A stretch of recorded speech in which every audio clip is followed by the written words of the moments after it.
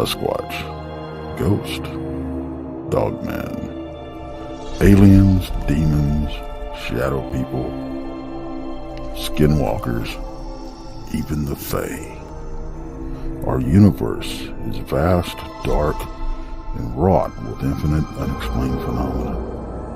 We have tasked ourselves with assisting humanity in finding the keys to unlock the mysteries that abound in and around our world. What we intend to reveal behind the curtain of darkness may very well invoke those fears long tucked away in our memories. We will meet that fear head on as we strive to shine the light of understanding on these phenomena. The goal is to arm you with the power of knowledge to confront and even combat these entities. We welcome you to join us on our quest.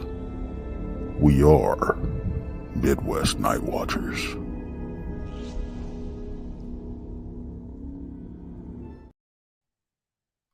Hi, everyone. Good evening, everyone. Thank you for joining us. We got an interesting Piercing the Veil episode tonight. We have Thomas Kardos from NCCPP, which is North Carolina Cryptid and Paranormal Project. And we're going to get into some cryptids and maybe some Native American stuff, depending on where this show goes. Who knows? We might dive down a rabbit hole even. So we'll get going and bring Thomas up here, and hope you guys have been having a great weekend and enjoy the evening with us. Welcome, Tom. Hey, how you doing tonight? Good. Thanks for being here. Thanks for having me on. I just want to say thanks everybody in the chat for tuning in tonight as well. This is going to be hopefully it'll be a nice fun show with a little round about everything. Like you said, that maybe even take a little jump down a rabbit hole, because who knows where it's going to lead to. Yeah, definitely. Everything's connected. So. Yep. Yeah, I agree to that. Yeah, we were just talking about that. I feel like everything is connected, and the more people are waking up, the more they're experiencing and seeing, and things are starting to come to light.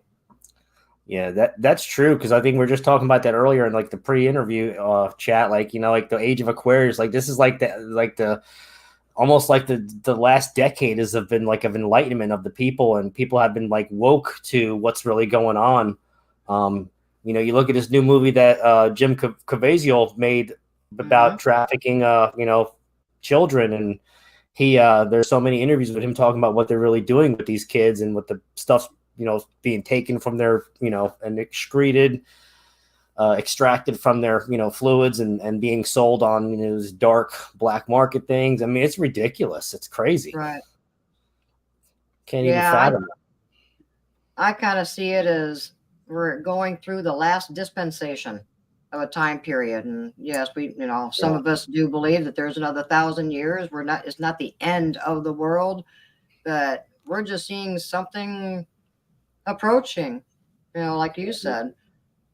So more people are awakened. This might be the outpouring at the very end that they say that more people are waking up. It's not tent revivals or anything like that. More people are really waking up these last few years and seeing the truth. I think their third eye is opening as well. A lot of people are stopping with the fluoride. They're taking the right supplements to kind of open that up and just kind of be in tune with their own inner being, their inner spirit, tuning in with the the frequency and vibration of this, the way the world does it. It just makes a lot of sense to people why everyone is becoming so enlightened to what's really going on. And people are just like waking the heck up and like, it's almost like, having a cable pulled off the back of your head, like Neo in the Matrix. Yeah, and you're out, and then you wake up and you're bald, and you got to survive pretty much. Yeah, we've been talking a lot about what is it, Dolores Cannon? Yeah, Dolores Cannon. Not only are the people becoming awake and raising their consciousness and seeing all this new activity, but her theory was that the earth is going through a dispensation and that it's going into a higher consciousness, or if you want, another dimension, and the earth Right. is constantly changing, and it's taking us, as inhabitants of earth along with it, just kind of like fleas on a dog. You can either go for the ride or you bail. Where are we going to go? We have to go along with it. Well, Yeah. if you go back to the Mayan calendar, back to where 2012 was supposed to be the end of the world, December 21st. Well, apparently we're living on a different time front, and that's where everyone comes up with that whole Mandela effect, where people remember things that were there, and then others that didn't transfer over from the different faction of the element that they don't remember, and the ones that did remember. It's crazy. It's like two different dimensions that people are living amongst. Right. Yeah. Something definitely happened years ago. There's been a shift and a change. Well, then you got CERN, the Hadron Collider. You got the one out in, according to some people that I've talked to, every major university in this country has some kind of collider underground at their university. So when they're all going off all across the country, it's just making a big, ruckus of, time change and all that. Yeah, we've heard that too, that they're all over the whole world. It's not just Switzerland. It's not just the main CERN. They're all over. Mm-hmm. Yeah. So that right there, you got all those explosions of atoms, and all over the world. I mean, like you said, all the colleges, universities, and then you got Europe and Asia, and they all have them. It's just like crazy. How can it not mess the timeline? Yeah, did they mess with one of our worlds and we blended into a parallel world? We really don't know. I mean, that wouldn't make sense about the Mandela effect. Very true. And if you remember, there was a show on. It was called I think it was called Fringe. If you remember that, it was on a couple of years ago. It was all about parallel universes and timeline changes, and what a doctor did to kind of go to the other universe to rescue his son that died on this universe. And when he did that, he messed up the whole time-space continuum. And but the funny thing is, from him to get from one universe to the other, what did he do? He used water, and he used some kind of sound wave device. Pretty cool when you think about it. And frequency vibration does a lot. So who knows if you actually have the the mentality and the engineering skills to build something like that, you could probably really do that.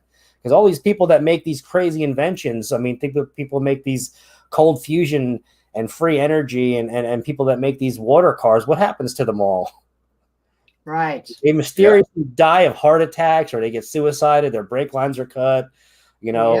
It's just the matter. It's like, look what happened to recently. God bless her soul, Claudia Ackley. Yeah. She just mysteriously passed, and she was suing the state of California for a wrongful death of Sasquatch attack, of killing somebody. And she's been harassed. I mean, she's been followed.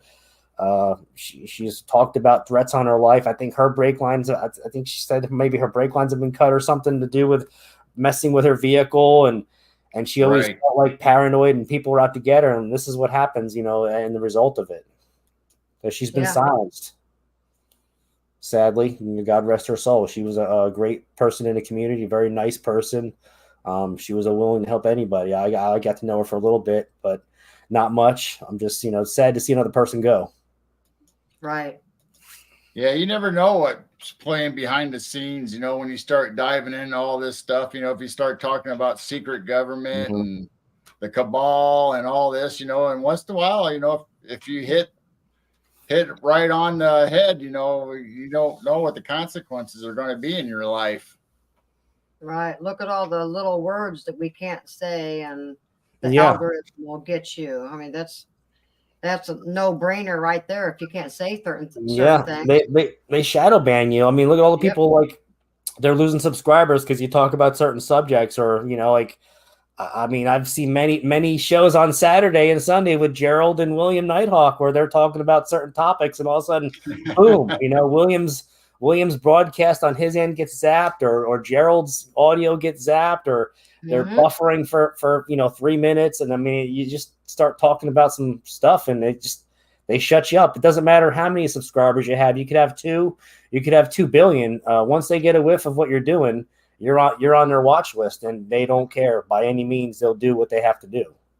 I think we are, because we keep, we lose like 2 subscribers and then we gain 2 or 3 and we Yeah. slowly get up there and then we keep losing. And I'm going, okay, something's going on. Yes.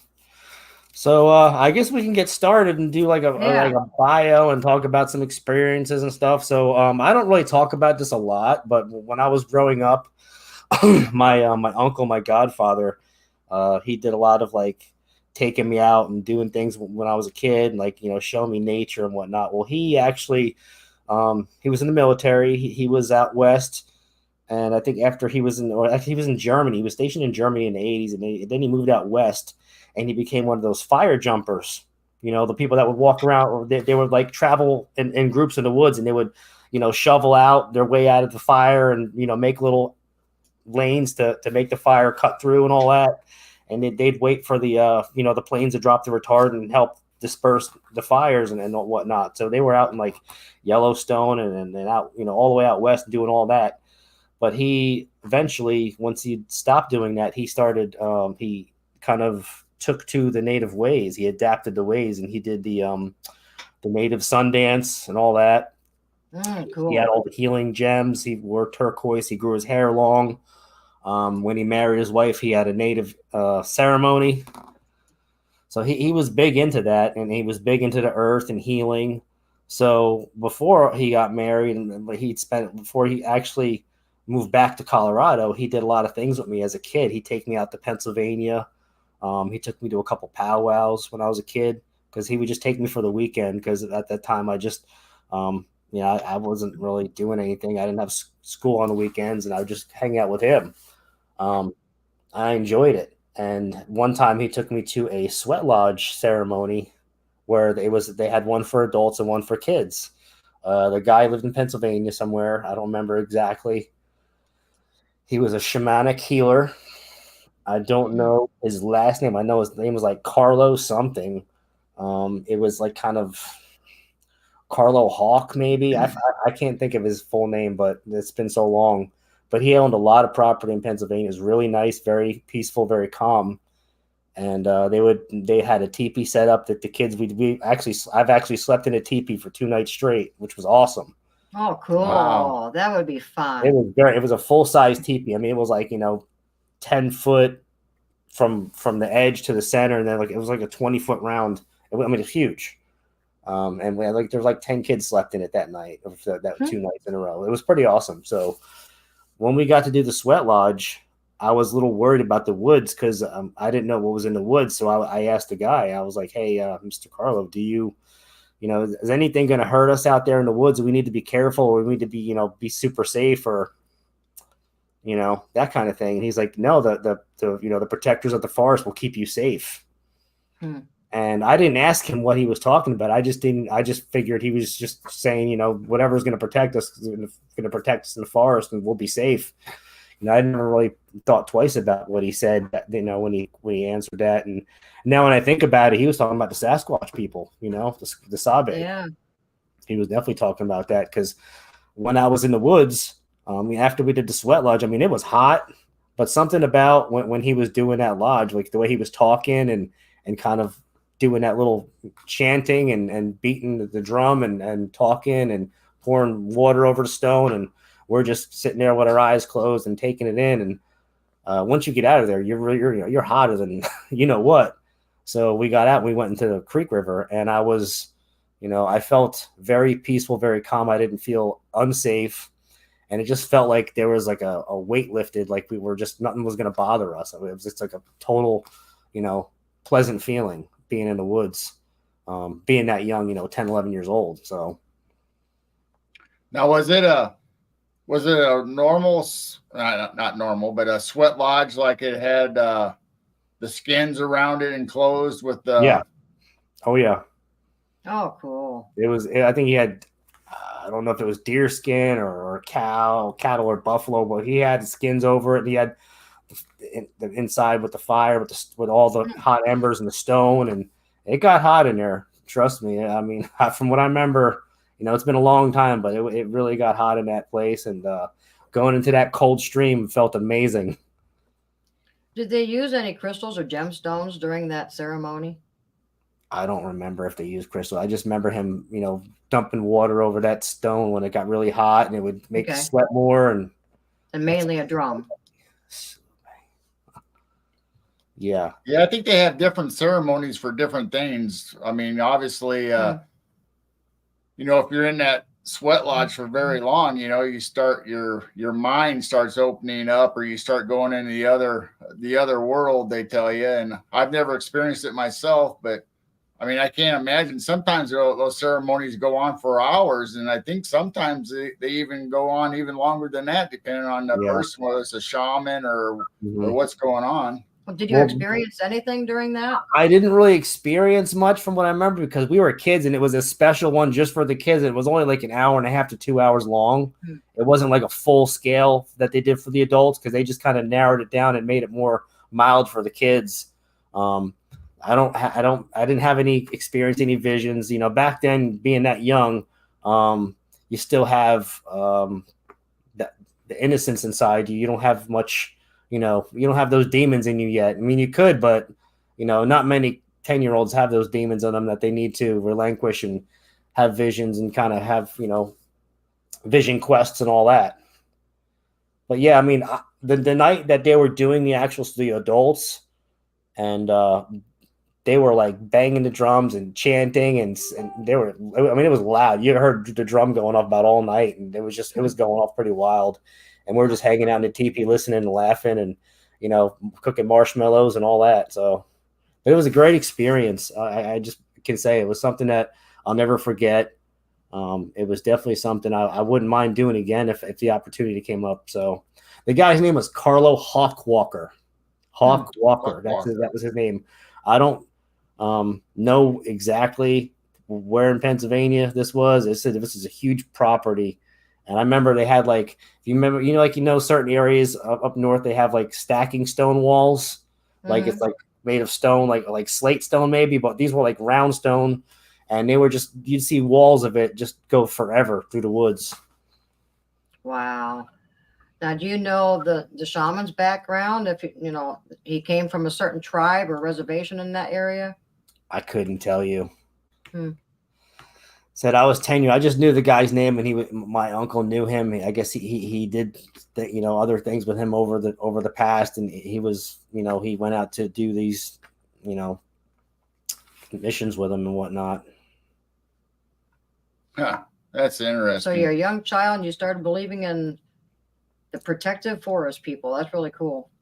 Yeah, like I said, I wasn't really too sure of what he meant when he said that, but like I said, now when I think about it, and when I just kind of thought, with all the experiences I've heard with the Sabe people and the Sasquatch, and the keepers of the forest, and Nighthawk talk about that all the time. It makes a lot of sense that he was talking about the Sasquatch, and he probably just didn't want to scare the kids, because not many kids want to hear that. I mean, when I was a kid, I just thought it was the Patty, Rogers and Patterson out in Bluff Creek, California, and that's all. I didn't know Bigfoot was everywhere. Right. Yeah. So it's crazy. So I guess I'll get into my Canadian thing. Okay. All right. Yeah. 1998, me and a family member. I won't disclose their name and their identity, keep them, because they're pretty much still skeptic and not really want to. I was never really afraid of the woods either, but when a new area like that, and just you're not sure of it, you just want to make sure you're safe. So that's why I asked them that. But so we went on a Canadian hunt. It was a 3-day hunt. It was a weekend. It was 3 or 4 days, whatever it was. We drove up to Canada from New Jersey. We took rifles. We stopped at the good old trading post and got, cases of beer for like $14 and cartons of cigarettes for like, $12. I mean, it was dirt cheap back. Stuff was dirt cheap back in the 90s, I mean, gas was still $1 a gallon. But it was weird because we got to Canada, it was like $1.35 a liter. It was weird because we had to pay for liter. I'm like, what the hell is a liter? I don't know what the hell a liter is. But we figured it out. But we went to a place that was called the KOA Lodge, KOA River Lodge, and it was near the Algonquin State Province Park. And I'm pretty sure it was the Ottawa River, which was measured up along it, and you could take boats out on the river, fish. They had a really big kitchen hall where they fed you dinner at night and breakfast. And the owner of the lodge, it was the owner, and it was there were two brothers that owned the lodge, and they would do bear hunts. And I'm not sure if they did moose or anything else, but we went on the bear hunt, and said we went out, did some baiting one time, and they gave us these buckets. We've actually just volunteered because we wanted to kind of see the woods and get to know the landscape before we went into the woods. No one wants to go into the woods blind when you're hunting. You kind of want to get a feel of the area.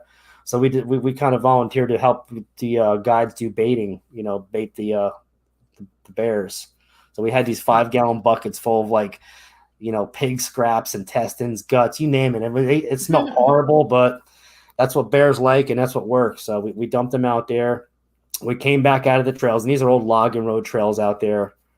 So yeah, we came out of the trails, and a moose just kind of pops his head out along a trail and runs alongside the guy's Suburban, and its antlers are above the top of the hood rack, or the top of the roof rack on top of it. So I would say that moose is probably about 7.5 foot tall with its antlers. Wow. I mean, it was huge. I mean, you don't really realize how big a moose is until it's right up next to you while you're driving in a vehicle like that. So, it's crazy. Yeah, I've seen them out in Montana. They're huge. They are. They're majestic for sure. Yeah, my nephew moved to Alaska.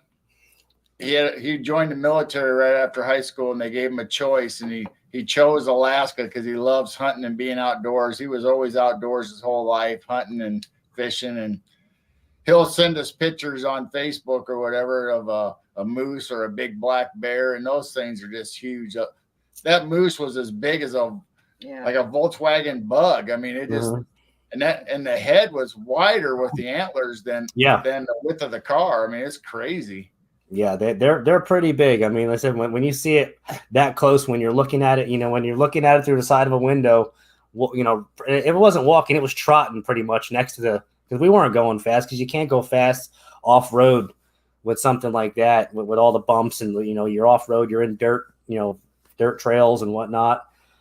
So you can't really go too fast. You maybe 10, 15 mile an hour tops. And this thing was just trotting alongside us like it was nothing to it. And then, after about, I don't know, less than 1/8 of a mile, it just made its own trail and cut right back into the woods, and it was gone. Wow. So, that's crazy. Yeah, that is. Yeah. So did you get a bear those 4 days? You know what? We did not get a bear, but I tell you what, there was I think he was like an 83-year-old man. I'll never forget. His name was Bud. Really nice old man. He was retired. He had his old 30-06 rifle. He's the only one out of the whole trip that shot a bear. I actually got pictures of them processing. Well, not processing, but they pretty much field dressed it on site at the lodge. They had like a big monumental stone that had the name of the outfitter on it, with a stamp on it. Wow. And they field dressed it right there. And I was taking all kinds of pictures with it that when they did that. It was pretty cool. I mean, it's not really for the faint of heart to see a bear getting field dressed when they're taking the hide off it and quartering it up, and but they say the meat's pretty good. I don't know. I never had bear meat, so I couldn't tell you. Well, that bear that our nephew got several years ago, that paw was just, huge paw. I mean, that bear it was good meat for them, because they said meat's really expensive up there. So yeah, it stocked up their freezer. Yeah. Get one moose and a bear, you're good for quite a while. That's a good thing to have. Any kind of meat, doesn't matter what, as long as you got meat in your freezer, because you never know for the inevitable. God forbid something happens where something gets shut down, grid gets shut down, electric gets shut down. You got to put on generators, and you got to keep your freezer, whatever's in it, you got to keep it fresh or keep it frozen, and whatever it takes, All right. So what else happened up there in Canada while you were hunting? So now we're going to get to the meat and potatoes of this part. Yeah, cool. Yeah. So was the second day or the last day, whatever it was. We got up in a tree. You know, it wasn't too early. It wasn't too late. It was like midday.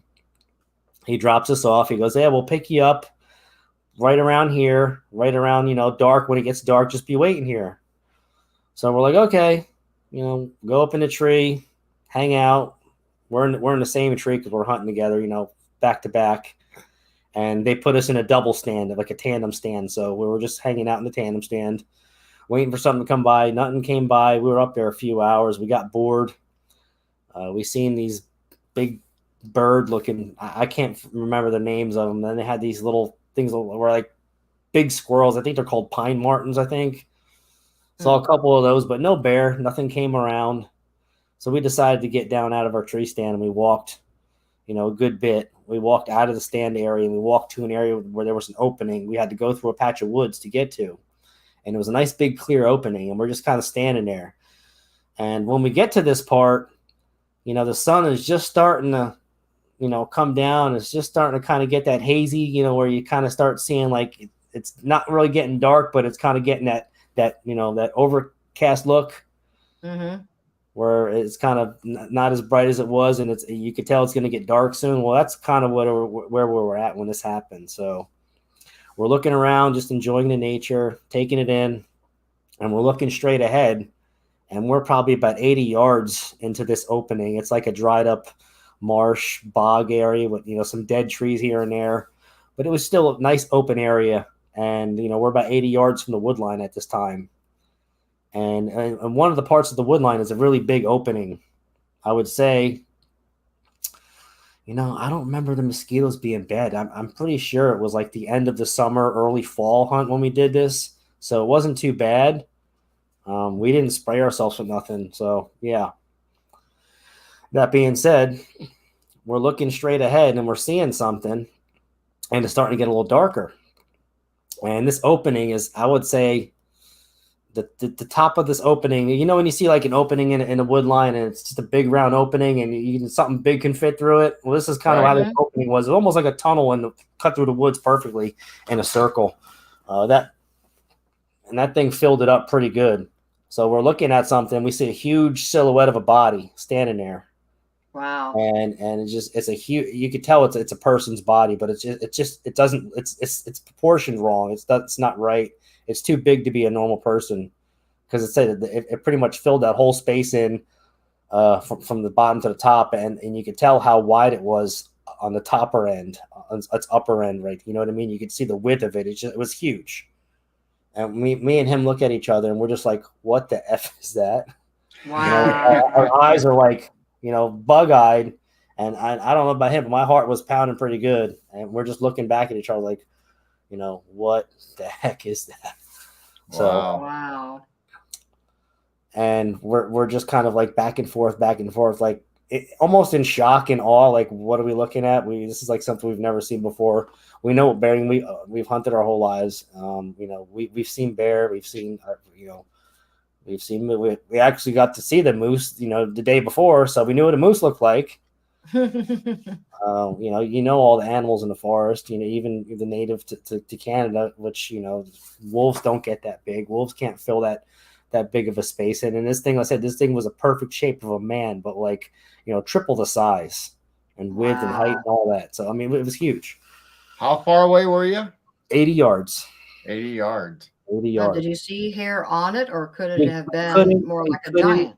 We couldn't see the hair because it was too dark at this time, where it darkened up the forest, and that wood line was already darkened. So you just saw the silhouette of a body standing there, like, a human body. And that's all you could see. You really couldn't see no features or anything like that, or hair, even eyes. I couldn't even see eyes, because it might have lasted about 30 seconds and then it was gone. And the strange part about it was, when it was gone, we kind of just turned our heads and like looked at each other, and then, we were saying something. I don't remember exactly what we said. And then we look back, and that's not there. You could tell that silhouette was gone from that area. And as it was gone, you can hear boom, boom, boom, boom, like two step. You can feel the ground shaking from 80 yards away. You can feel that foot pounding. So this thing had to weigh, I mean, easily 1,000 to 1,500 pounds. No bullshit aside, something that Wow. heavy. It takes something that heavy to make the ground feel, permeate. You feel the vibration of the ground shaking. It's like almost like the T-Rex in Jurassic Park. That's the classic scene where you like they feel the ground and the puddle starts going crazy and the footprint. So luckily, So it didn't glitch out or nothing. You guys knew it was still there, moving because you could feel it. That's crazy. Yeah, exactly. Juliana said 80 yards at dusk is hard to see in detail for sure by the naked eye. And, back then, binoculars, not many, we didn't have binoculars. There was no such thing as, no, these things weren't even, I mean, these things were probably the military had them, but we didn't have them back then, the night vision. So you couldn't do nothing about that back in 98. Wild Bill had them in Silence of the Lambs, but those were the military grade ones, the really good ones. So. Yeah. Wow. Welcome to the exclusive club. Could you hear like the wildlife be quiet? Did the atmosphere or the area change once you noticed? We weren't really even paying attention to that because we didn't notice none of that. We just noticed that what we saw and then the ground pounding of, the vibration that you could feel. And that was really it. And we like, we need to get the hell out of here. So we just kind of stayed around. We found the tracks. Wow. Yeah. So like Steve Isdall says, welcome to the Club of No Return. I was, Club of No Return since, 1998, but well, it's another story, Wow. Right. Wow. More and more people are finding tracks too. Have you ever found some pretty good tracks on your property? On my property, I've had some questionable tracks, but it's nothing. I never took any castings. I need to start doing casting because it's a nice wide track, and my boot's a size 10, and this thing was probably about 4 inches longer than my boot. Wow. Maybe 2 inches wider on the side and 4 inches longer. So that's probably like a 17-inch track. Anywhere from 15 is because I think my boot's like 12 inches. The boot that I wear is 12 inches across from edge to end, and then it's like 4.5 to 5 inches wide. So I would say that's like a 16 to 17-inch print. I just didn't cast it. It's kind of like one of those things just like in the dried up pine straw right around the fall time. But I mean, it was a perfect impression of a track. Like you couldn't, it's something that would have to weigh a lot to make that track. Like you couldn't, this is not something a deer could do. You know what I mean? Yeah. It wasn't soft ground. It was like pine needles over the dirt. And it was, at that time, when I saw it, it wasn't really warm out for the soil to be softer than, when it gets colder out, the soil gets harder. So back to Canada. We finally worked the guts up to get out of there because we noticed it's getting darker. And we're like, well, we got to get out of here because the guy's going to pick us up soon. We don't want to make him waiting because I don't, if he doesn't see us there, what if he leaves us out in the middle of nowhere and we're screwed? So we get out of there. We start walking through the wood trail that takes us back to the area where we get picked up at, which is probably another 80 to 100 yards traveling to get where we get picked up. So as we're going through the woods, we have those cheap, those old 4 D-cell battery flashlights. They're not bright. They're not the brightest flashlights ever made. They're pretty good for like projecting a beam because you can adjust it, but that's about it. They're not like these, 1,500 lumen lights you can buy at Home Depot for $14 nowadays. That run on like 3 AAA batteries and they're pretty bright. So we had that light. And we're walking through the woods. We're going to get the heck out of there. And all of a sudden, we start hearing a lot of noise. And it's not it's not like noise on one side. It's noise on both sides of us.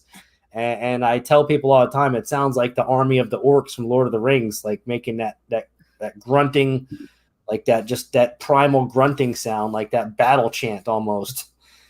And we're looking at each other like, uh-oh, well, now what? So we're like, we need to get out of here. Like ASAP. So we didn't run. We just kind of steadily got out of there and we got to the trail while we're waiting. and these sounds are getting closer and closer and closer. And all we Oh, have, wow. we're both armed with 7 mag, rifles, which 7 mag is a good round. It's little, got a little more kick than 308.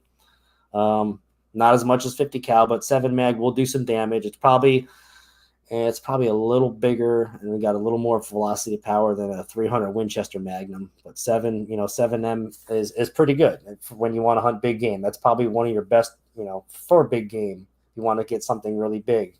Otherwise, 308's a good hunting round too for decent big game. Yep. So we're pretty much back to back. Flashlight, gun, flashlight, on guard.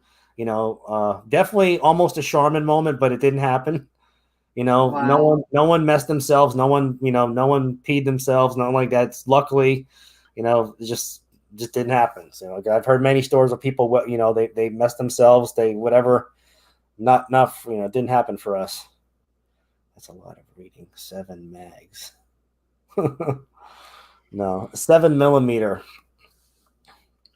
is what it was. I don't know if you didn't understand that part. It's a 7mm rifle. Yeah. So yeah. All right. So eventually we start seeing lights. The old beat up Suburban is coming, and we're like, oh my God, thank God, because these things are getting closer to us, and they're just the sound is getting louder. I wouldn't say it's one of those sounds that we're going through your chest, but it's getting louder, and it's something you've never heard before, and we weren't trying to hang out there any longer than we needed to, because these were, like I said, it felt like we're being, back then I didn't know it, but after hearing so many encounter stories and people telling, about hunters and whatnot in certain areas, like we were being flanked out of there, escorted out of the woods. I'm assuming we probably ran up the first one. Maybe there was more next to it, or maybe the first one was a sentinel or a guard, or maybe even an alpha, and maybe there was a child nearby, and they didn't want the humans near the baby. So they wanted the humans to get the hell out of there, and they did what they had to do. And Wow. in a nice, fashionably manner, non-violent, they got us out of there, which I can say that's something I live to talk about, because it was pretty intense. Wow, that's crazy. When you're a hunter, grunts of certain animals. Mm-hmm. I've heard elk grunts. I've heard, you hear it all. You know what to listen for. This was like no other. Like I said, it sounded like the orcs from Lord of the Rings. It was like that like guttural, like almost gorilla-like primal, just grunting and growl. Almost, I wouldn't even say growl. It's just like a grunting and a projecting lung capacity and just bursting it out. Wow. Yeah. That would be scary. Talking about it still gets my heart racing, even though it happened, back in, all the way back then in 1998. It's just crazy. But I actually recently, within the last couple of years, I've went on to the BFRO. I don't like talking about that site, but I went on their site. They do have some good data points for encounters and hot spots. So I kind of pinpointed that area where I was hunting back then, and that whole area next to the Algonquin Park, Province Park, so many hot spots. It's all lit up. I mean, it's like crazy. Huh. Wow. Where was Tom in the story that caught Canada? There's a question there. I'm trying to read it. Yeah, it was. Yeah, they want to know where you were in Canada, I believe, when you were telling your story. Oh, you should have been listening when I talked about it the first time, man. No, I'm just kidding. I get the same thing when I interview people. They'll be saying something, and then somebody chimes in with a question. I'm like, well, you should have been listening, and you would have heard it. But no, I'm just kidding. Now, seriously, it was along the Algonquin State Park, Province Park. It was at a place called the KOA River Lodge. I don't know the exact location of this place because it's been so long since I've been there. But like I said, it's near the Algonquin State Province Park and Ottawa River, I believe. You can Google it. You can Google KOA River Lodge. I think it's Ontario, Canada, and you'll see exactly, where it is. So, But yeah, it's something like that. Like I mentioned a couple days ago when I talked about it with Krista and Brandy. It was one of them things where, like when fight or flight kicks in, I didn't really, we just really didn't let it get to us afterwards. Like I wasn't like the kind of person that was like scared to go in the woods afterwards, because it just happens. It was just such a random thing that happened, and nothing bad really came out of it. So we kind of just brushed it off and really forgot about it for so many years. It didn't really affect how I lived life afterwards. I was just a typical 20 something year old doing what 20 something year olds do back then, So just lived my life and, grew up, did what I did, worked jobs, and still enjoyed the outdoors, fished a lot, did a lot of fishing on the water, on the ocean, along the Jersey Shore. So, it was great. So you had a few years of quietness until you had more encounters. Yes, I did. Well, I would say more than a few. I had some weird stuff happen in New Jersey before I moved to North Carolina, but I really can't confirm those kind of, because I didn't really have light to see what was stalking me, because I was dragging a deer out of the woods for somebody again that we were hunting on this old man's farm, and we got a really, really big buck. This was like a 200-pound 8-point, just an old buck that, was a big boy. And I was dragging him through the woods the best I could. And I decided, well, I'm not going to drag this thing no more. I'm going to let it float over the creek, because that'd be a lot easier than to drag it through the woods and kill myself. So I got this deer floating over the creek, and I'm just kind of pulling on the antler and letting it float, and I'm just pulling on the antler, and it's a lot easier than dragging it over the woods and all that, and branches and the thickets. And it's getting darker, and I'm noticing every time I take a step, I'm hearing something step, and then I stop and it's stopping. So something was stop. It could have been a coyote. It could have been maybe a fox. All I know, something was definitely wanted that deer, and it wasn't getting it because I wasn't letting it go. Wow. Oh man! Yeah, Wow. there's a lot of weird stuff going. So my wife had wolves. She said, or she was my fiance then. She said she heard wolves howling out of her window. We lived in a haunted house. It was a crazy experience living in a haunted house, that you actually have activity while you're living in it. And I didn't even know it was haunted until after we did renovations on the house. How ironic is that? Every movie you see these, they did, or stores, you hear people renovate a house that somebody passed in, and all of a sudden renovations are done, and 28 days later, boom, activity happens. Wow. Tell us about it. Somebody blew their brains out in the bathroom. Ooh. We actually did the person that lived there, I guess they had a friend staying there, and they weren't right in the head. I don't know if they were mental or suicidal, but they wound up, committing suicide and shooting themselves in the head in the bathroom. And the weird part about, whenever you walked by the bathroom, the hair on the back of your neck stood up, and you got really cold. It got really cold right next to the bathroom door. Like, you'd be on one side of the hallway, and you'd be in the middle of it is the bathroom, and then the other side, it goes to the bedrooms. Well, whenever you got to the middle of that hallway, you always felt 10 degrees colder, no matter what. It didn't matter. It was just something about that bathroom area. It's just like it had that energy. We'd have things go missing all the time. Just stupid stuff, and then they'd show up like a day later, like in this, pretty much where we're looking for it. It would show up right there, and like no one came there. It was just me and her in the house, and weird stuff happened all the time, where she'd see things, and she'd throw the blanket over her head and hold her crucifix and pray to God, and eventually it would go away. Yep. Wow. So how long did you live there?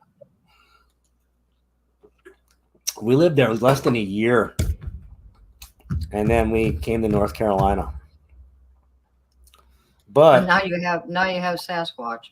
Now I have Sasquatch. But the funny thing is about this house is, other people stayed there, and the person that owned the house had like other workers staying there that were not from this country, and they had like one of those priests come and bless the house because they were so scared. And it wound up coming to all those workers moved out of that house and nobody would stay there anymore. Nobody wanted to stay there because they were so scared of it. So whatever was in that house was not good. Wow, that's great. It didn't like me either because one morning I went to the basement, and this basement was like the Blair Witch Project. Nobody went in this basement but me. That's how it was. I mean, it was literally like the Blair Witch Project, like that, straight up with the cobblestone, cement foundation wall. Like it was that old, and it was just creepy, dark, and just that gloomy feeling down there.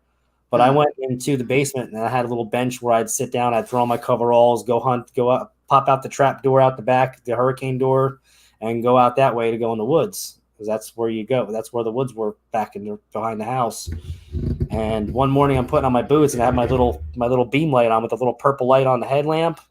Because they've been around for like, this was probably like 2006. So I had it on, getting ready to go. I'm looking down in my boot. I put one on, and I'm looking down while I'm putting the other boot on, and I see something shiny. And I take the boot, and I'll go like that, and a broadhead comes out of my boot. Yeah.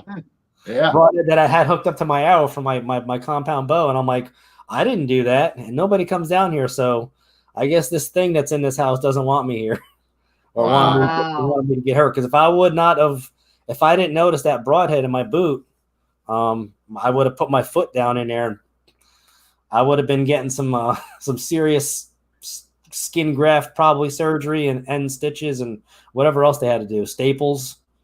Wow. Oh my gosh. Wow. Yeah. So 2007, moved to North Carolina, rented some houses throughout the years from wherever we can find a decent place. Eventually we had a house built 2015. 2015, we moved into this house. I noticed there's a lot of woods behind the house, and it's in a nice wooded area on the outskirts of Charlotte, which is, 10 miles, less than 10 miles from city limits.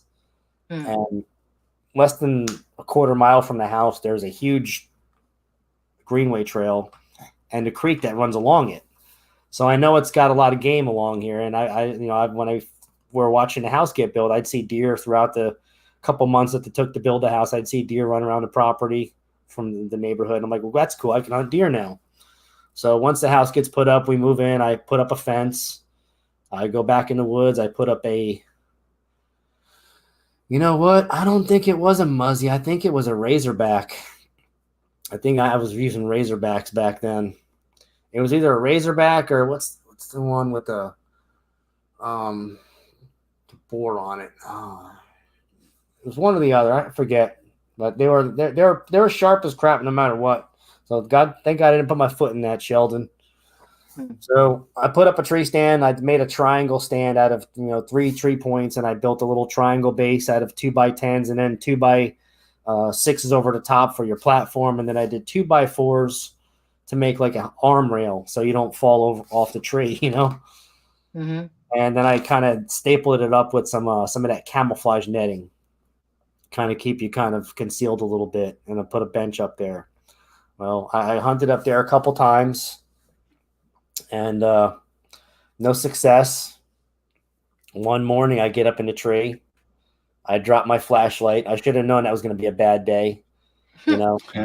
Still at about 5 a.m. I'm in a tree, drop my flashlight, and I'm like, damn it. And I still got to pull my crossbow up. So I'm like, whatever. I'm just going to pull my crossbow up.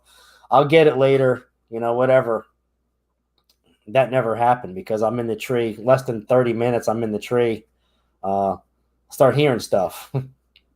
Oh wow! I'm hearing, and this is what I tell people all the time, that this is God's honest truth. This is no bullshit. I know what owls sound like. I know what barred owls sound like. I know all that. I've heard it all. This is the cross between an owl, a monkey, and a parrot, all combined into one vocalization. Oh wow! And they're going off at my 9 o'clock, 30 feet or 30 yards. And they're going off at my 12 o'clock, 30 yards. So 30 yards to my left, 30 yards straight north of me. I'm hearing these things going off. I mean, back and forth. It's like it's it's making my heart race. And I said, I dropped my flashlight. I'm getting ready to get my phone out, break out my phone camera or my phone with the light on my phone.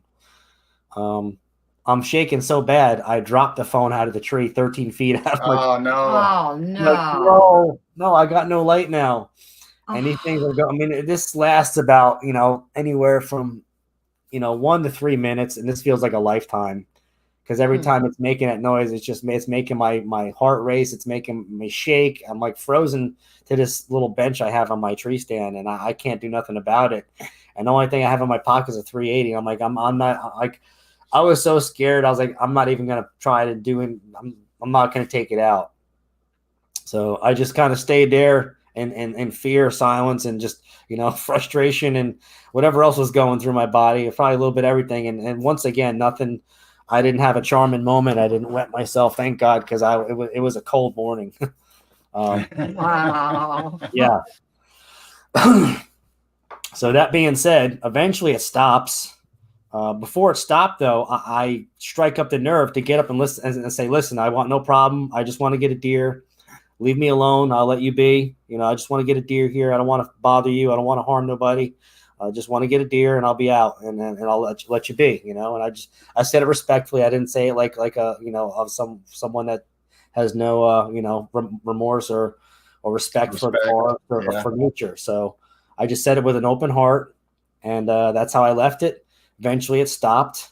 Not too much after I said that, it stopped.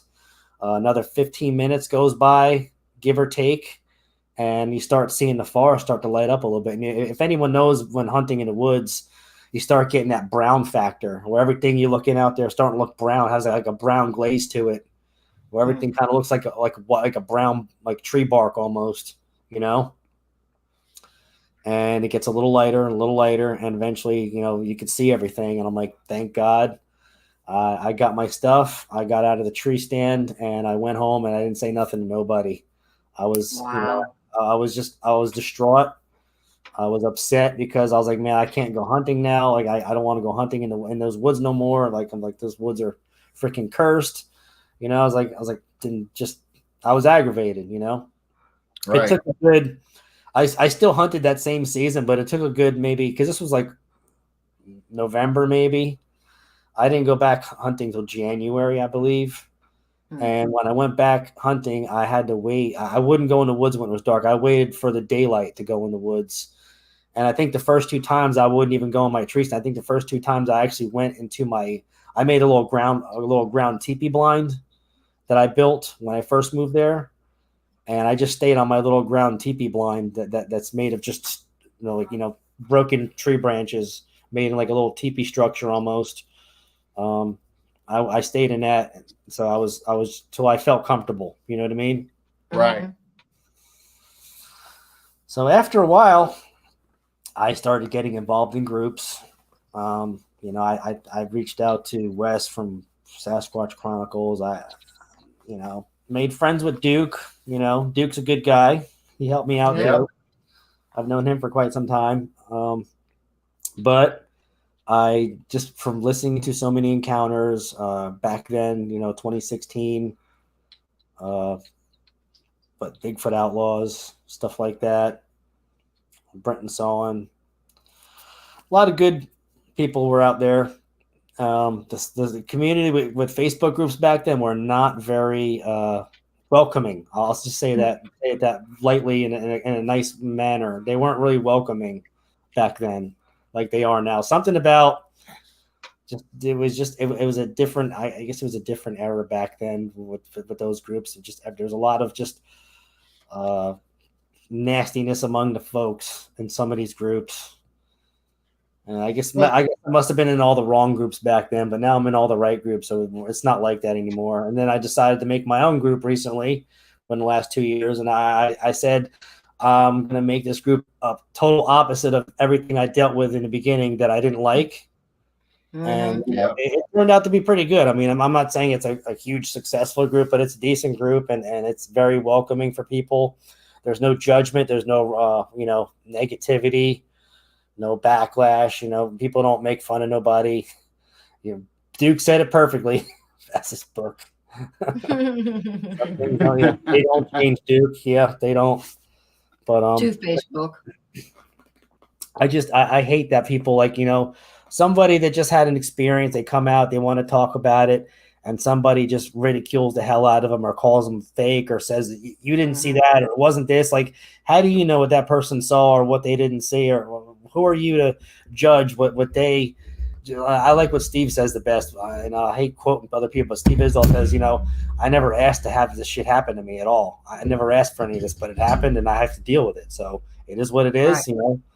Take it for what it is or leave it. Pretty much, Yeah, I mean, everybody's experiences are different. I mean, there could be similarities, for whether you're Bigfoot, Dogman, paranormal, but you can't rule out everybody's experience, and everybody doesn't know how to tell the experience. Like, well, how to. The funny part is a lot of these people that tell people they didn't have experiences never even had an experience themselves. They're just, pretty much keyboard warriors. Yeah. That's the funny part. That's what cracks me up. But I mean, everyone has their, their opinions. They're entitled to it.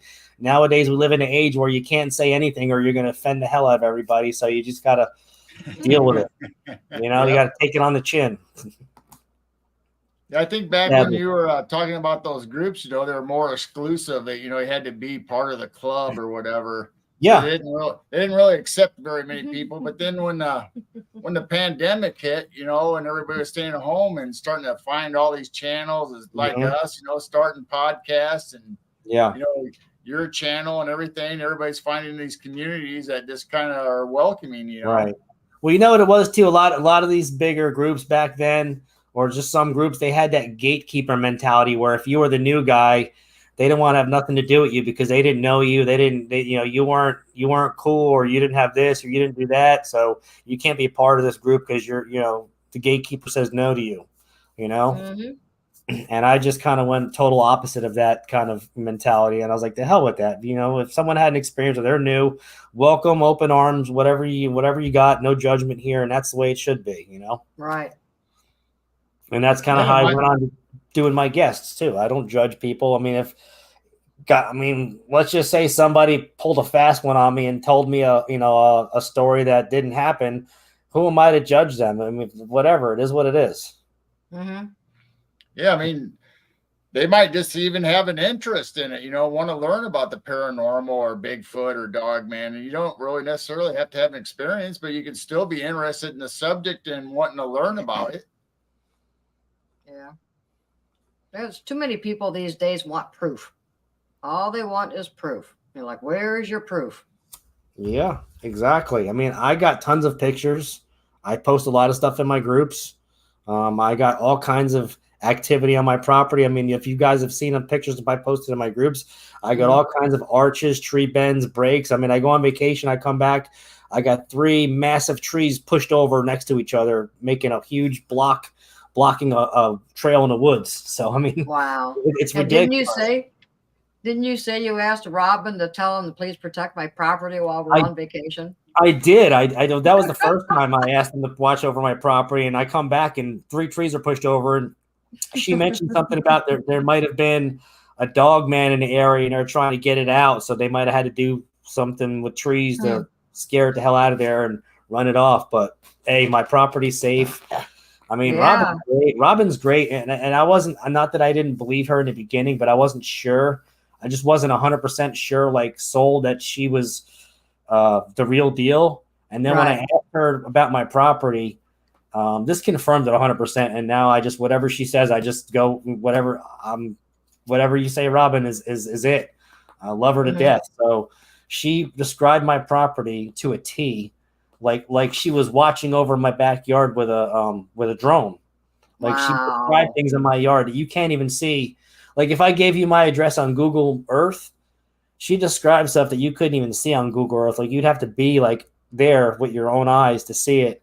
And I never gave her my address or nothing. So she is the real deal. Like if no one hasn't heard of her, like she's the real deal Holyfield. Like she don't play around. Like when she sees something or she hears something, that's it. Like you got to take that with 100%.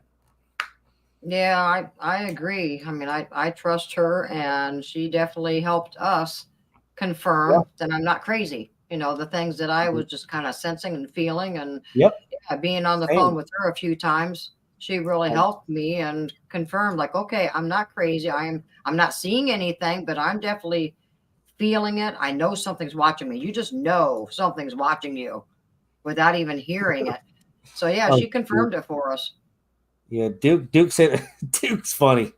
he What'd he cracked say? me up. He- Talk about me he- pushing trees over. Dude, I can Yeah. maybe the only tree I'm pushing over is like a little sapling. I'm not even trying to, like, the work I do heating and air conditioning this summertime, and I like haul, extension ladders up on roofs and climb up and fix these massive commercial rooftop units. And I'm dragging 100-pound tool bags up on a roof and sweating my tail off at the same time. And somehow I still have time to do all this too. So just got to fit it in, right? Yeah, you got to. Mm-hmm. Right. So I will go on further, and just one more mention of Robin. I did ask her about the Sasquatch on my property. She said that recently, they respect me, they like me, and they kind of look at me as like part of the, I wouldn't say tribe, but part of like the camaraderie, like respectful, like almost being like a neighborly friendship kind of thing. I've put things out for them. I don't really do a lot of gifting food. I've done a lot of gifting like dead. When the monkey grass dies, I put it out there for bedding. I put a lot of seashells out there because shells are very, like, it's different because you can't see shells on the land unless you live near the shore. So I brought shells here, put piles of them out there, and they'll be gone in like a day. Wow. Wow. Yeah. Yeah. What- I what- don't know nothing about them? What's that? What are they doing with them? Maybe they make tools with them. I don't know. Maybe they use like for skimming bark, to get grubs out of trees. I don't. Wow. I put piles of shells out there many times, and then I'll go back there in a few days, and they'll be gone. In the little Well, area. I've heard a lot of different giftings. But yeah, I've heard marbles. Toys. I put out like kids' toys that they leave out in my yard. I put them out there, and they'll be gone. Like, it's just crazy. Like little dolls, stuff like that. I've been gifted. We'll get into this next story about me being gifted something extraordinary. People are probably going to be like, yeah, right. But I'm telling you, this is like some serious crap. So I'm hunting recently. It was not last season, but the season before. I missed a shot on a deer. It was a 4-point spike buck. If anyone knows what a spike buck is, it's 2 points. Well, this was a 4-point spike buck. So it had 2 little ones and 2 little ones. And I was just trying to get meat for my freezer, fill it up. Wasn't really trying to get no trophy deer because I could care less about a trophy, a rack, nothing like that. Right. So I missed a shot on this deer. I overshot a little bit right above its back, mid-back area, and I watched a crossbow arrow go right above it, kind of like grazed it, and it went into like a dirt pile that was behind the deer because it was kind of leaning in an area. There was like a little mound behind where the deer was in front of. So I watched the arrow go into the dirt mound, That being said, I left the area not too long after because it's a successful hunt day, and I was like, the hell with it. I'm not going to get one. I'm just going to call it quits. It was, I usually go in a tree stand for 3 to 4 hours. That's about all I could take in the morning anymore. I used to do it for 6 hours when I was younger, but when you get older, there's only so much you can. Wow. I'm not going to go there, but getting old sucks. Yes, it does. Yep. So I missed a shot. The deer ran left. Just remember that deer ran left towards the woods. And like I said, after everything was all said and done, I got out of there. Went back the next day. I think it was the next day or the day after. I forget. I was just scouting. And I'm not sure if I took the arrow out of that day or I went back when I was out scouting. If I went to go get the arrow out of that mound to take it out and clean it and reuse it again. Because as long as you're not hitting a rock to damage your carbon arrow or hitting bouncing it off of like a really large tree trunk, that's the only thing that'll really damage an arrow. But if you shoot it in the dirt, it's really not going to do much damage.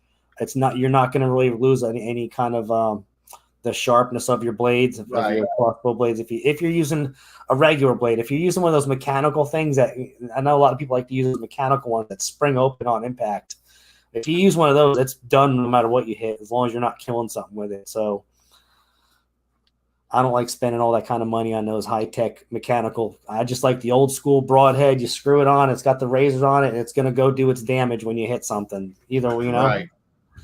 So I went and got it and went back and looked. And what do you know? The tree that I put stuff to, I call it a little gifting tree. I go there, and there was the same deer that I missed a shot on, the 4-point spike buck. It's laying on the pine straw, the dead pine straw, like matting area that's by the tree, laying there with its neck snapped backwards, like tilted all the way, like snapped. Really? I examined the body. Oh. I don't see any kind of damage to the body, to the front, like the front arm knuckles, the joints. Normally, if something does, if a vehicle does something like that, you'll see skin marks. You'll see like a tear somewhere. You'll see like you'll even see road rash, because normally when they get hit, they get road rash no matter what. It just comes with the territory. I didn't see anything like that. Just a deer with its neck snapped backwards. And I'm like, holy crap. I was like, holy crap. Thanks, guys. I just yelled out, thanks, guys. I appreciate this. But the meat, it sat here for 24 hours. And it wasn't kind of refrigerated area that, when I went back there, it was kind of warm. So the meat was spoiled. So I was like, sorry, can't take it. I'm going to bring it back. And I dragged it. Well, I just said I can't take it. I brought it back and dragged it another 30 yards to a little, like a dried up creek bed that's in a little valley. And it's kind of like to the point of both kind of mountain. I wouldn't even call them like little hilltops. And I just dragged it into that little dried up creek bed and covered it with some leaves, and hopefully it would decompose on its own. And because, these things can decompose. You give it about a week and a half, 2 weeks. I mean, there'll be like almost nothing left. Right. Animal, from the wild animals eating on it. And I mean, 2 days, you get a pack of coyotes and you'll see tuffets of fur everywhere, and you'll see blood chunk. You'll just see splatter, all that. You'll see blood on the leaves, and you'll see everything like that. And that's what you'll get from the wildlife, the local wildlife, eating its own within the woods. So I go back the next day just to make sure everything's doing what it's supposed to do. And I go to the spot where I dragged the deer, and I could see the drag marks where I dragged it from the tree to 30 yards where I left it. You could still see the drag marks, right? Well, where the deer was, I kicked the leaves around. No deer. Deer's gone. And there's no like disturbed area. There's no drag. There's nothing like you could see dragged it out of that area. There's no tuffets of fur where coyotes might have been gnawing at the fur and fighting over it and going to town on it. There's, like I said, there's no point of anything moving it from that spot. It's like something threw it on its shoulder and said, "Okay, you don't want it, we'll take it back." Yeah. And that's what I'm 100% that's what they did. And I have confirmation from Miss Robin that pretty much all that. Wow. Pretty amazing. Pretty freaking amazing. Yeah, that is. You hear stories of hunters, trying to find their deer, and the Sasquatch are taking their deer. Well, but not actually gifting you the deer. The funny thing is, a couple weeks later, I actually got a deer, shot it, did everything. I field dressed it. And what did I do? The gut pile, the liver, the heart, everything that you don't keep. I took it out and I put it right on top of that grass where the deer that they first gave me. I put it all right there, and the next day everything was gone. Every bit of it. Nothing was left from behind. So wow, I gave them the innards. They call them down south. The innards, the deer innards. Yeah. So you gift innards, but Duke gives them Cinnamon Toast Crunch. Yeah. I actually got another gift recently this summer, a pair of sunglasses on a tree stump. Oh, wow. They were just like an old pair of like, cheap beach, like Ray-Ban knockoffs, but they were like sky blue. And I think they might have been, the kids might have had them in the yard and they disappeared. And then they mysteriously were put on a stump,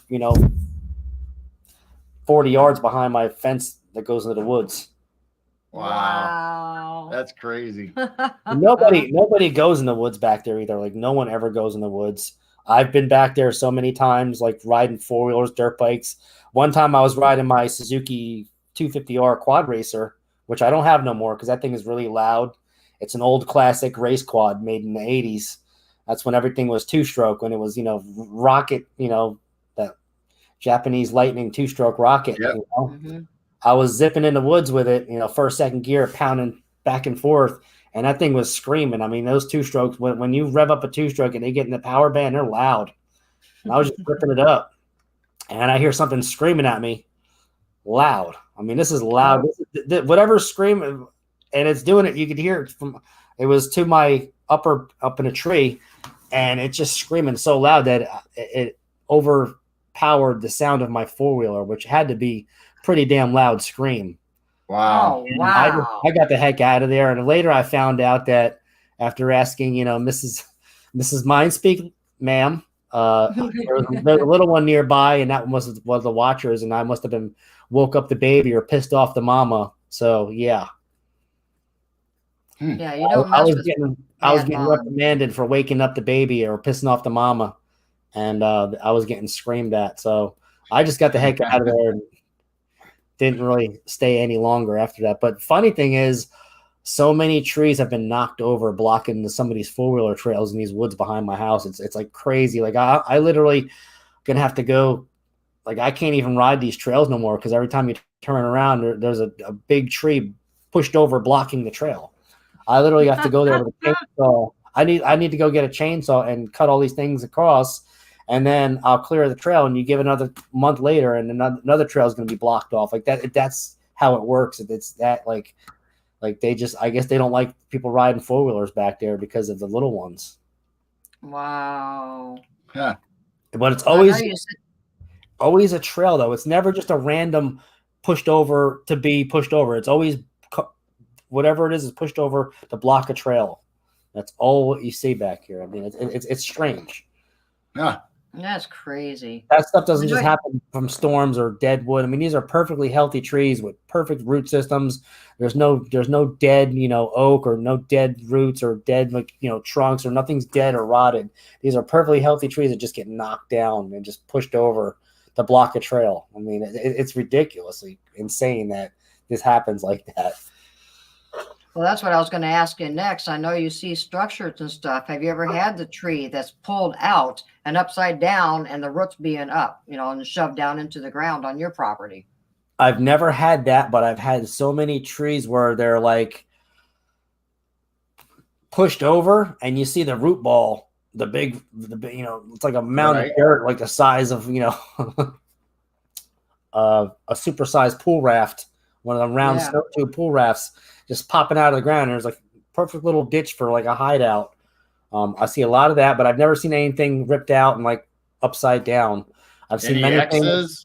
I've seen lots of X's. I've seen lots of manipulated bends where something big is like, I'd say a 30-foot long is bent over, and then there's another one holding it down to keep the weight of it coming back. And I think it's like a nursery back there. I mean, if I sent you some of the pictures, I should have sent them so you could have posted them. But yeah, I might. Yeah. You have a group. I might post them in your group maybe if you want. I have so many huge trees that are pushed over, and it looks like a fortress. Sometimes I go back there and it's like a war zone. Like there's so many, and it's always in one area. It's not just like here, there, 50 yards. It's always in this one little area. It's like the hangout or something. I don't know what it is. And we hear stuff all the time. My wife sees stuff all the time. For some reason, she sees this stuff. I don't see it. She sees it, and I can't. I think she has an empath ability, and she has maybe a different frequency as well. Or maybe they just reveal themselves to her because she has that motherly, maternal draw about her. That kind of compassion. I know these things can feel your energy and your intentions, and they know that that they wouldn't trust me to out in the forest and have that respect if they didn't trust me. They know I have good intentions. They know I'm a good person, so I'll leave it at that. Right. Yeah, you can go ahead and post that in Midwest Night Watchers group, and yeah, that'd be awesome. And you can also post your show links in there too if you'd like. Yeah, I have so many. I mean, there's like I'm probably just 30 groups of all my friends from you guys and everyone else that it's like it's hard to stay on top of everybody's stuff and like and get back and forth. And like when I do like my promotional stuff, like when I do my Monday night interviews, like I used to post and like try to do like 30 something groups, and I want to tell myself like it's too much work, and I'm gonna get like every time I do that like 30 groups, and I still get the same amount of people in the chat. So I kind of trimmed it back down. I trimmed it back down to about 5 or 6 groups now, and I still get the same amount of people. So it's not really doing me any justice. I might just stop promoting it, period, because I mean I'm really not trying to be like a numbers person. I could care less about growth. I'm not about self. Yeah, Yeah. I don't really do it for our channel itself, but I try to get, as many people out here for our guests, to be able to see and hear the information. So that is true. I did That's the same thing for our show tonight. I bet I put it in 20 groups. Wow. Yeah, I think you put it in the NCCP group too. I think I saw it there. Yeah. Yeah, we're trying to help out the community, not really our numbers. I mean, I really don't care about our numbers. The people who are in our chat, they're meant to be in our chat. And anyone who just finds us, well, they were meant to find us. You get your regulars that come every week, and that's all that really matters. It's like having a restaurant. You got your local customers that come in every day for coffee or in the breakfast in the morning, and they're going to come every morning to get that same order. So those are the people you look out for, and you provide. You make sure you're there for them every week, and that's kind of how I look at it. Yeah, that's one of our main purposes. We want to help everyone else out in the community and get their channels to grow. And some people don't know about everybody else's show. Like, oh, I didn't know you had a YouTube, and you go over there and start subscribing to them. Yeah. So just get the knowledge out to everyone. Exactly. I mean, I actually had, this is my second pair of night vision right here. My first pair got fried. I let my wife, we're just looking behind my fence one night, and my wife's like, she's like, I see an 8 person. I'm like, what? She goes, I see an 8 man. I'm like, an 8 man? She goes, yeah, whatever you call him, Sasquatch, Bigfoot, 8 man. She goes, I see one. He's like 20 feet past the fence by the tree in the brush. I'm like, no way. So I look at it and I don't see nothing. And she's like, it's right there. I don't know how you're not seeing it. And I'm like, I'm not seeing it. Next day, and I didn't have an SD card to record in it either, but the next day I go to turn them on, and the whole thing was bright white. It wouldn't activate no more. So that thing, whatever it did, it fried my night vision. Trail camera doesn't work no more. I've had the same trail camera for like 5 years. It used to work great. Now it just will not. It will not do any. It has interference with downloading content onto the SD cards. Wow. Oh, wow. So that must have got zapped as well. I mean, I know the infrared in those trail cameras, they don't like that. So maybe we've got ATM binoculars. Yeah, we've got ATM binoculars with the IR. And I was having fun checking out orbs and things like that and the stars. And so, yeah, there was one night that we saw a square, or I saw a square, and it was actually moving. And it was a good sized square, and it was moving along the tree line. And I was trying to get ready to record on the binoculars, and it fried them out totally, and we couldn't turn them on. We sent them into the camera, the company. They could not fix them or anything, so luckily they sent us a new pair. Well, unfortunately, the ones that I bought at a pawn shop, so you don't get no warranty at the pawn shop. Those are like Those are like the unfortunate crackhead special brought them in, and you got a good deal on them. Stolen items. Yeah, I didn't think we were going to get ours repaired either. It was a whole roundabout thing, and I finally called one day, and the guy never asked me for a receipt or nothing. He just said, "Just send them in. I'll give you an RA ticket." And they fixed them and sent them back free of charge. Yeah, the first time you called, they wanted a receipt, and I'm going, "Oh, great!" Oh yeah, crap. Yeah, so then he tries again later, and we got them replaced. I don't like the newer ones. I like this older one because the IR is a lot better on them. Yeah. No, I like those. These are Segway Sigways. That's the brand it is, and they're pretty good. They work pretty decent. And you can record on them? You can record on them if you put one of them mini micro SD cards in there. Yeah. Yeah. But yeah, I'm gonna start getting some footage on that once once I get time to get back out in the woods at night. Just this time of year, my schedule is really hectic with work, so it just work, and bake in the sun all day. And then if you have time to do something at night after work, then you got time to do something. So sadly, Or then you got rain on the weekends when you're off of work. Well, yeah, and then I went to a Luke Combs concert last night, and we were all excited. And 9:30, 9:45. Luke, it was actually we got poured on when we got to the stadium. If it was at the Panther Stadium, so we went to park, and it was like driving to a car wash. We had to wait like 10 minutes before we can go walk to get in line to wait to get inside the stadium. We got in the stadium, did everything. They had the performers come out, and then Luke Combs comes out. He does one song, and a bolt of lightning comes out, and they're like, "Oh crap!" He's like, "We got to go in for lightning delay." And then it starts raining, so everybody goes back inside, and it's a nightmare trying to pack all those people inside that little area in the pavilion. Oh, wow. But we got home at like 1:30, so the concert was great. Nice. Which isn't bad because it only takes me like 10 minutes to get home from that Panther Stadium and 10 minutes to get there. It's just from walking when you're walking, because it was a packed stadium. I think they sold out. From walking from where we were to get out of there, it probably took like 20 minutes.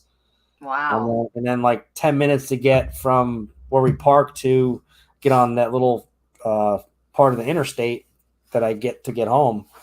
But, it was fun. You only live once, and Luke Combs is pretty awesome. So, yeah, the storms have been crazy. We've got our county fair going on. Well, tonight's the last night, but we've had our county fair going on. And Friday night, I'm watching Blondes and Booze, and I'm hearing you can hear the fair. I mean, it was the demolition derby that night. Oh, wow. Well, so the demolition derby's kind of starting to go. Mm-hmm. Then all of a sudden, my phone blows up that we're under a severe thunderstorm warning. And I'm going, oh, great. So I'm watching Blondes and Booze, and I go, well, I got to be right back because we've got this big storm coming in.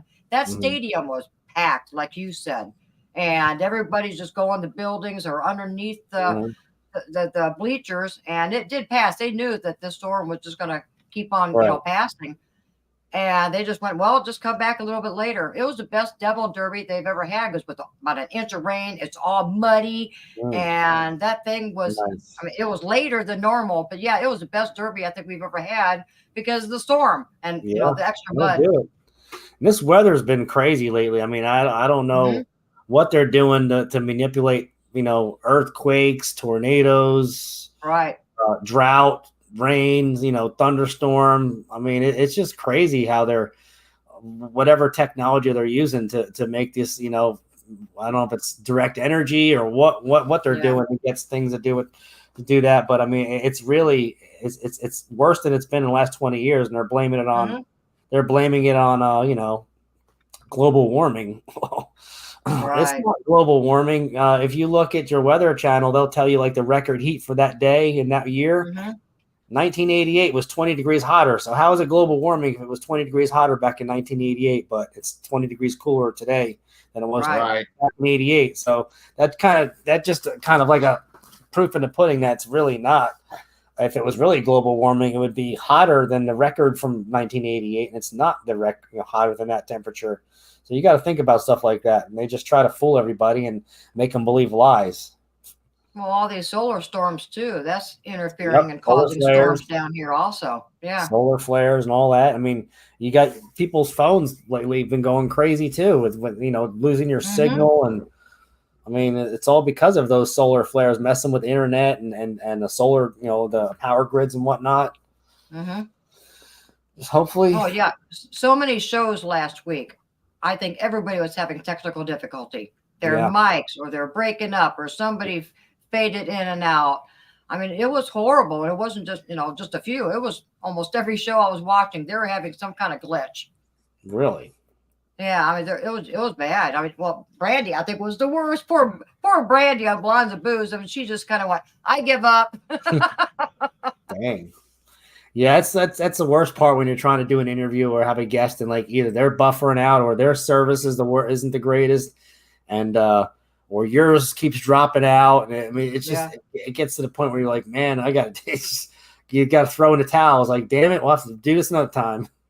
Well, that's what happened with your show. We tried to get on with our phones. We lost our internet because we had a bad storm. Yeah, you had we tried to get on our phone, couldn't get good signal. So yeah, we just did like a phone call for your show. It worked. Yeah, hey, it worked. We made it happen. Yeah, we made it happen. Yeah, so you didn't see our faces, but hey, we did it. Hey, your faces are up now, and I'm on yours, so that's all that matters, right? Yeah. Duke's got a good point. Duke pre-records. That's a good way to do it. I mean, I've tried to do pre-recording before with Dr. Igor, but because of the time zone from Russia and America, it's just too much. Oh, wow. Different scheduling, different days, and it got to the point where I was just not on his end, just between both of our schedules always being conflict. We had to just we can get to it when we can. So I'm looking forward to that still, but like I said, the time is so different. I have to do it at like I have to do it like 3 to 5 o'clock on a weekday or something like that. I forget how we had it set up, but it's how I would have to just pre-record it then and then do it live. Another day, like pre-record it on a Sunday and then do it live on Monday or premiere it on Monday. I've never done that kind of pre-record with StreamYard. I don't even know how that works 100%. So I'd have to do some further digging. And I really dig your intro. Is that Tex talking in your intro? Yep. Tex did it for us. Yep. I love that. I want to cry every time we start a show because his voice is so amazing. He did a great intro. Yeah. I don't really like my voice, so I didn't really want to do an intro of myself. I had Tex do our intro, and then like a week or two later, Andy DeCodes asked me if I would do an intro for his show. So he has my voice on his show. So nice. I don't know. I might say maybe I can get Nighthawk to do an intro for my show. I like his promo with his voice when he gets deep into that and talk and just talk about whatever, whether it's paranormal, cryptid, UFOs, Big Brother, the dark societies, all that. I'll just leave it at that. But he really gets good talking about that stuff, and I love it. So I'm gonna have him maybe do an intro for me or something. I'll have to look into that because I want to change my intro because when I do my show, I have 2 different things that I got to play back to back for my intro to start my show, and then I got a third one to end it on the end. So, I mean, it's kind of an old app that my wife made me when I first started doing this with the NCCP. When I started to do my own thing, and I mean it works, but it gets to the point where it's like I'd rather just have one thing. Right. Yeah. I think if you pay the streamer now is just play the intro in the beginning. Yeah, we don't really do an out. We just kind of say, "Okay, guys, bye," and we just kind of end it. Yeah. Well, I think if you pay the StreamYard fee, the $20 a month, I think you get the 1 minute countdown timer for free when you do your stuff, when you do your live stream. I'm pretty sure that's what I was told. Okay. But yeah, I mean, text is pretty good. Oh yeah, definitely. Sheldon just said it. Or Freaky Geek, if Tex did audiobooks, I'd sleep to his talking. Yeah. That's like back in the day. Back in the day, everyone used to be like, "Yeah, you listen to Vic Cundiff Dogman Encounters to go to bed." I'm like, man, you could, and I've done it once or twice. I've actually listened to it, and I fell asleep listening to Dogman Encounters, and I was like, wow. Yeah. Well, we've been on about an hour and a half. I think we'll just go ahead and call it here because I know you have some family stuff you want to do here at your I got my kids all week and I'm doing stuff with them all week and we're gonna watch a movie tonight. So I'll probably do a little chime in here and there for World Bigfoot Radio when I can chat in there. I'll be in the chat here and there. So y'all, if you want to see me, I'll be in the Duke's chat later. Yeah. So you're gonna watch something good tonight? What do you got going on? What movie you got? We're just gonna watch. We're gonna watch one of the Spider-Man movies. Oh yeah, yeah. I'm an old Spidey. I don't know if it's an older one or a newer one. I like the original ones with back in 2004, but then the ones that came out recently, the Marvel ones were pretty good too. Yep, you got Spider Verse, and you got all kinds of Spider-Verse. them. It's just too much of that. I mean, it's crazy. Well, not to change the subject, but I do have another question. Where'd you get your little baby Go-Gru at? Oh, I got this. Yeah, where'd you get him? I've had him forever. I actually pre-ordered him from a website before they even sold them at stores. I had to wait like 4 months to get it. Yeah, when they first, right when the show came out, I pre-ordered it like it was like $40 or something. I pre-ordered it, and I had to be like on a wait list, and I had to wait like 3 to 4 months for them to produce them to get it, and then they shipped it to my house when they first. So I got one before they even put them out in Walmart and whatever stores they sold them out. That's when I got mine. But now they make the little robot ones with the remote control that make the sound and do the little. they make that little like cute baby noise, and I think they walk or something, or I think they have that little egg, that little half moon eggshell that they float on. It's remote control. Ears move. Yeah. Reminds me of the old Gizmo doll back in the day. Remember the little Gizmo doll that used to sing? Oh yeah. You put batters in, it would sing that little Asian song with the Chinese grandpa that had him in a cage. Yeah. Yeah, he makes a good mascot. I really like him in your shows. Yeah, he's cool. I got a paranormal roundtable hat on him right now, but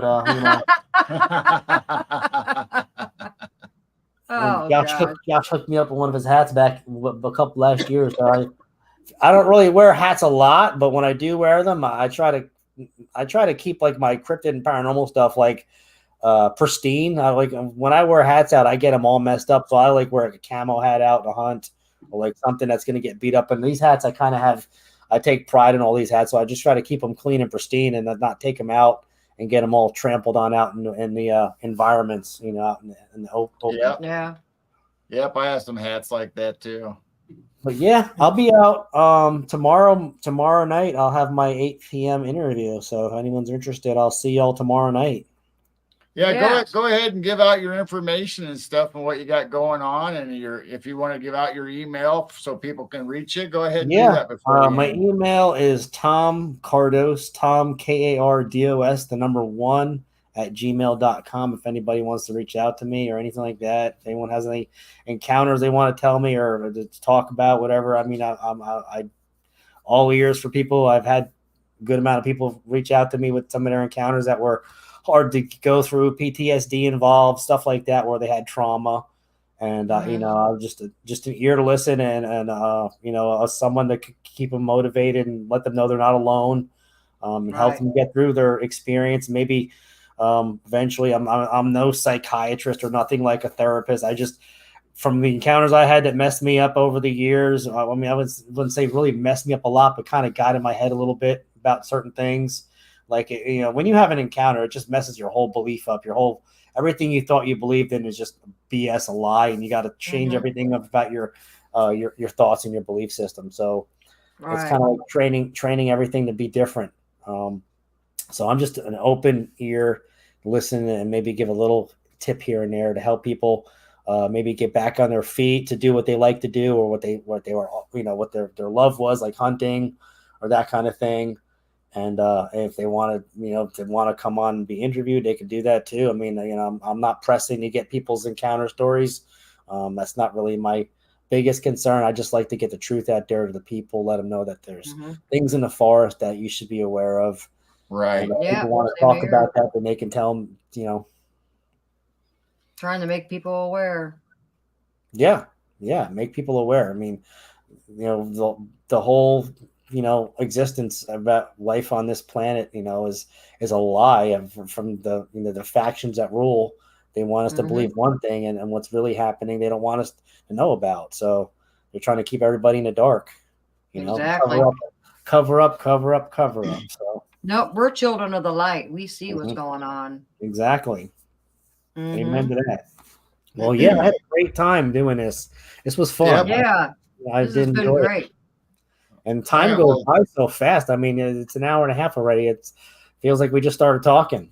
Yeah, I know. I don't understand that. That's crazy. Well, we'll have to get together again sometime, whether it's your show or our show again, and maybe we'll have some more stories to tell. And hopefully everybody in chat will, leave our chat and head over to World Bigfoot Radio, say hi to Duke and watch his show. He's going to be starting here in 25 minutes. So I know his chat's going right now. So everybody head over there and we will all see each other again on World Bigfoot Radio. Yep. And everybody make sure you go over to Tom's NCCPP site on YouTube and join his shows and give him some likes and shares and get his word out, and join our groups on Facebook or YouTube. It's just Midwest Night Watchers. You can find us there on all of our stuff, and our email is midwestnightwatchers@gmail.com. We try to keep it simple, and we'll see you guys all next time. And Tom, stick around. We'll talk to you for a few minutes after we're done. And everybody have a good night. Good night, everyone. Have a blessed rest of your night and weekend, and we'll see you all later. Thanks for coming. Love you.